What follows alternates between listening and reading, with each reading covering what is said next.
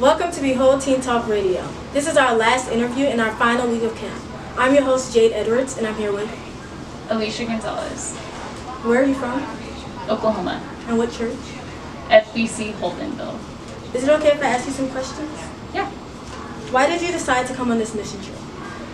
I wanted to come to New Orleans because it's always good to get out of our comfort zones. I've lived in Oklahoma my entire life, but God calls us to reach all peoples, all nations. And so I wanted to come here, share my faith here, so people here would know about God, not just people back in Oklahoma. And I'm here with Shauna Bridger from Holdenville, Oklahoma First Baptist Church. How has your life changed since you found Jesus? Since I found Jesus and my life has changed, I'm less focused on myself and more focused on spreading God's love, and God's called me to teach children. I hope you enjoyed this summer. Can't wait to see you next year.